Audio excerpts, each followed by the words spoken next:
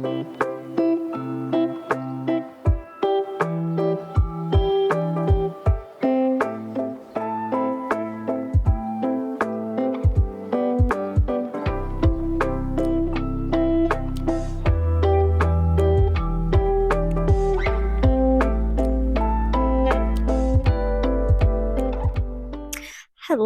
everybody, and happy fall! This is the first official day of fall, and I'm so excited.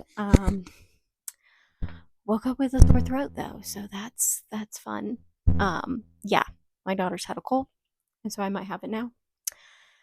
I'm just trying to push through and pretend like I don't have it at the moment. So, yeah. All right, guys. But the first fall book that I have picked up for this video, as you saw, was Olivetti. So this I am loving so far. Like, I really adore it. It's hilarious. Olivetti is following a typewriter. If you didn't know, Olivetti is the brand name of an old typewriter. So we're following Olivetti. And so one POV is from Olivetti, which I'm loving that POV so much. It's so funny. And our other POV is Ernest. And Ernest is one of the kids in the family that Olivetti resides in. And Ernest's mother goes missing. And Olivetti wants to help. So Olivetti decides that he's going to do what typewriters are never supposed to do, and that is give all the memories inside of him, everything that's been written by Ernest's mom, back so that he can try to help find his mom. So, really interesting concept. I'm loving it so far, guys. I've not hardly filmed any of myself reading this. Will I film any of myself reading this? Let's hope I get some montage, but I'm already 50% through. This is so quick and easy to read. So far, nothing woke, so let's hope it stays that way. It is a middle grade, and I'm adoring it. So it's very funny. There's quite a few things too. I need to like open up and read some quotes to you, but Olivetti hates books, and I don't know why I find this so funny, but like just a typewriter who hates books, you know, like just your typical normal thing. Okay, I really like this one. This is very close to the beginning too. So, many of my kind are called Olivetti, yet I am one of the few who are left. Most of my friends have gone extinct. We are like our own breed of dinosaurs, except no one goes digging for our fossils. Things would be very different if only our breed could roar. I'm like, have I even like highlighted some of the things that I've been reading out to my husband because they're hilarious? There's one part where I'll have to like find this, but there is one part where Olivetti decides that he's going to talk now. And basically he types out, and so it's like a different font. He types out, "Do not be alarmed." And this is from Olivetti's point of view. He says, "Do not be alarmed." And then Ernest screams. Says, Ernest screams, very much alarmed. If this is your type of sense of humor, like this just dry, monotone type of like sense of humor, like then you're probably gonna like it, because I very much like some of that. And I also love typewriters. And my husband's really into typewriters too. So yeah. My husband was like, you better not let me read this book or I'm gonna go out and buy a typewriter. So yes, that is where we are right now. But this is a very quick and easy read, and I'm really hoping that nothing comes up and that it's going to be one I can officially recommend to you. And it does, like, nothing is specifically like fall, screaming fall to me right now. There's not been like super big setting, whatever, but it just feels like a nice, good, cozy type of read for the fall, especially like with the typewriter vibes. I don't know why, but just to me, it feels like a good one for fall. So, yes, we are going to continue to read though, and I'll update you when I get the chance.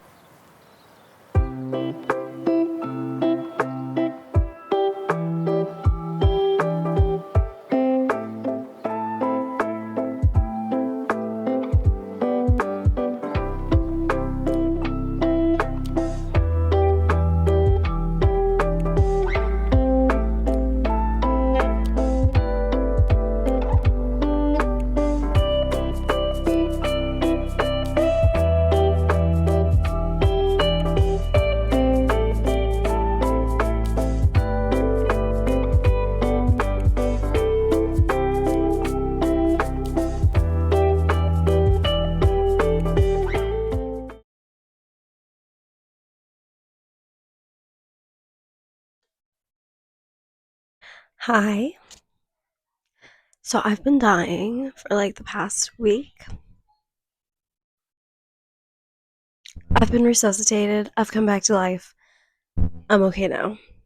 Thank you for your concern. But I haven't talked to you in like a week because I could not talk. As you can probably tell by my voice right now, I'm still getting it back. So,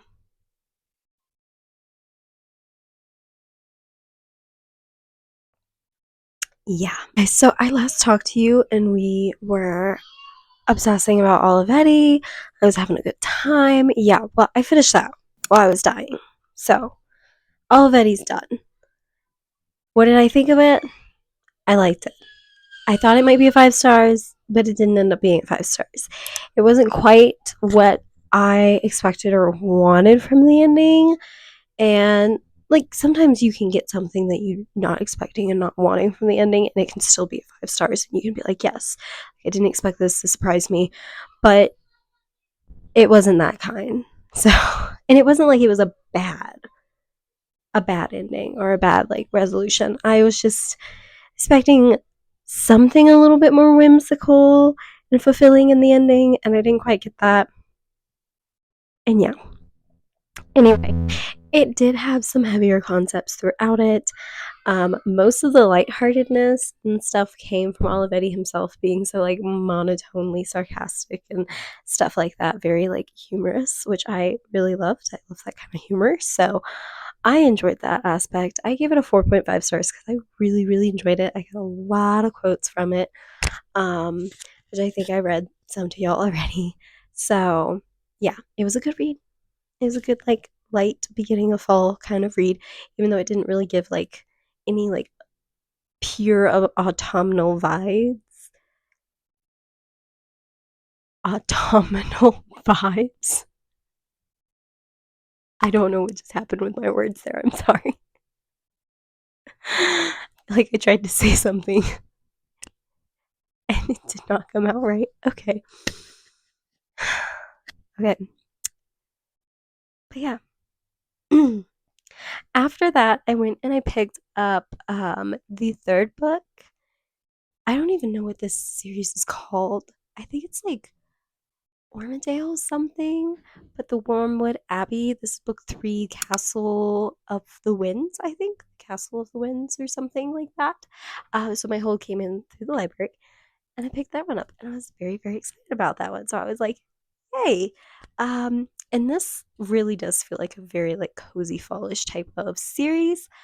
Um, and if you're not familiar with the series, it's I don't know why it's so hard for me to explain what it's about, but it's like a gothic, cozy Christian historical fiction about dragons. I don't even know. Is that like I'm just saying a bunch of buzzwords? How do y'all explain this book? Okay, help me. Um, anyway, this second one I enjoyed a little bit less because I just didn't feel like enough was happening. This one I enjoyed a lot more, quite probably like the same amount that I enjoyed the first one. The second one was definitely setting up for something exciting with this third one. A lot of interesting stuff happening. A lot of like more serious stuff happening in this one that I was not expecting. Oh my goodness. And guys, I'm so excited with the way that it set up the fourth one, but I'm also like like I was really on the edge of my seat in this one and now what happened at the end of this one how's she gonna get out of this? Like how's she gonna get I don't want to say spoilers, but these these what are they? Like Welsh? Are they Welsh? I think they're Welsh. Like those dang Welsh people. Like what the heck is up in their minds? Like it's like they're living under rocks or something. Anyway, those Welsh. I feel like I can't say that angrily. Those Welsh. I can't say that word. Maybe it's just because I'm sick. I can't say the word Welsh. The next read that I picked up was actually a new release earlier this year, and it's called "You Were Fatally Invited." I do not remember who this is by, and I'm pretty sure I couldn't say their name anyway. So here's me not attempting to butcher it for this once because it would just be, oh my gosh, it would be so much worse with how bad my throat is right now. So this is basically like an and then there were none kind of like themed or inspired locker room murder mystery thriller. So it's set on an island in the same way. A bunch of writers, thriller writers, are invited to this island for kind of like this retreat, like writing retreat type of thing with this other famous author who is supposedly the one that invited them. So, kind of, you get kind of like the same concept and vibes that And Then There Were None sets up for. And it also kind of gives a little bit of Clue vibes with the like lock room mystery too. So I liked that. I liked that a lot. I liked the aspects, like the mixed aspects. I definitely didn't guess everything in this. It definitely did trip me up at a few parts. I did guess a few things, but not all of it. And I really like it when that happens. I like it when I don't feel too dumb to where I can guess some stuff, but I feel like they outsmarted me too because I didn't guess everything. Like I feel like that's kind of the level that I love to be on with thrillers. So, and I think this is like one of my favorite kind of thrillers is locked room mysteries, mystery thrillers. So, I really did enjoy this one.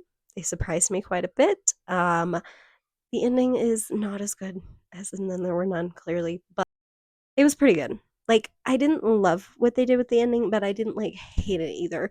I ended up giving this one a 4.5 stars, which is insanely high for a mystery and a thriller. I haven't given one like that high in a very long time. So I really enjoyed my time with this one and I read it really, really fast. So if you're looking for something like this, I would definitely suggest this one. And that is what I read while I was sick and dying. And maybe now I cannot die for a little bit. That would be nice. And you can actually follow me along for some more reading. And I'll probably try to read at least one, if not two more books in this vlog. So that, I don't know, you can actually like be with me for some of it instead of me just like bailing out and dying on you for a week and then coming back being like, hey, here's what I read. So yeah, hope you guys enjoyed that. And if not, I'm sorry. But yeah, I'll, you know, I guess future me is going to talk to you in a second.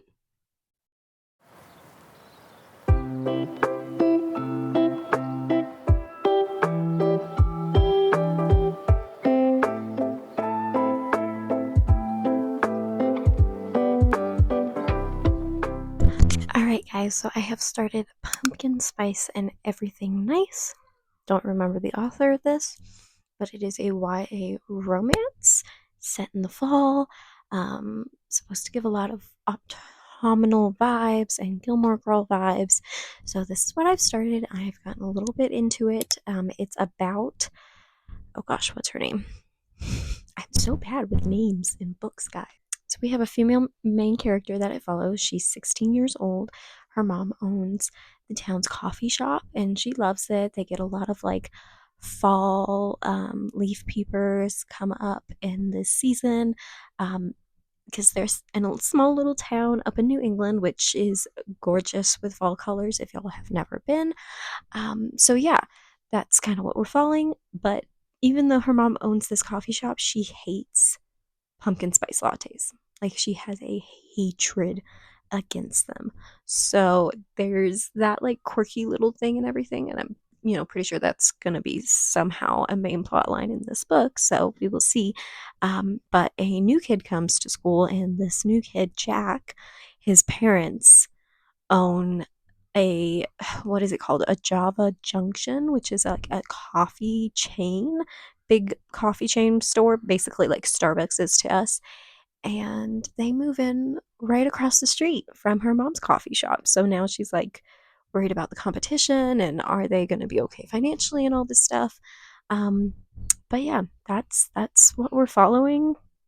That's what this book is about. I will say I'm not crazy far into it. I think I'm like 25-ish%, like a fourth into it. And so far, even though it says it follows like a 16-year-old, the writing and just the way that these characters are acting does not feel 16 to me. Like it feels younger. It feels more like 13, 14-year-olds. So that would be one thing to keep in mind. It's not entirely like I'm hating it. I feel like I'm reading about a 13 or 14-year-old. And then when I remember, oh, this is supposed to be a 16-year-old, I'm like, ugh, that's kind of weird. So, but yeah, we're going to keep reading. So far, it's pretty clean. The only thing is that one of the girl's best friends has two moms. So there is a lesbian side relationship that has been mentioned a couple of times just in passing, which is really annoying, but that has been the only content thus far, and I will keep you guys posted.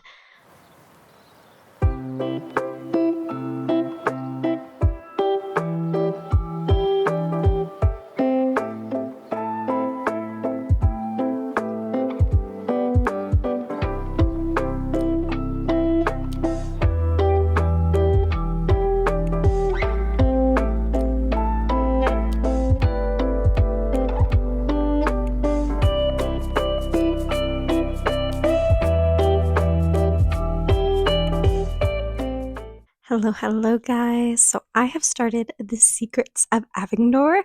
This is Redemption Pirates Book 1. This is like a Christian fantasy-esque, I guess, book. This is by Cheney Hobson, and I am so excited about this, guys. So in this one, we follow our main character, Annika, as she is on her way to go be with her brother and help him with his mission work. Now, the only way to like get around in this setting is to go on a boat. So she takes passage on a boat with a friend of hers, a younger boy, not like too young, but like more early teens or whatnot, boy named Carter. They go on this ship and stuff ensues. Basically, something is going to happen and they're going to end up shipwrecked on this mysterious island, and that is the island of Avigdor. So I'm really excited. I haven't gotten to the part where they've gotten to the island yet, so I'm going to keep you updated, but I'm excited. I'm liking the writing so far and the style.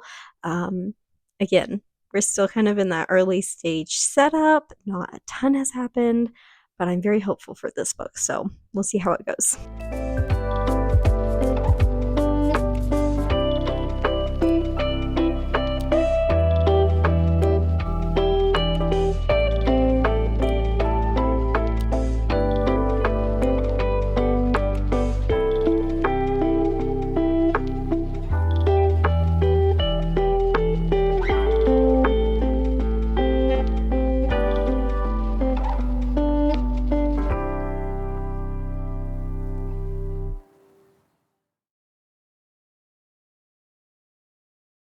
All right, guys, so I finished Pumpkin Spice and Everything Nice.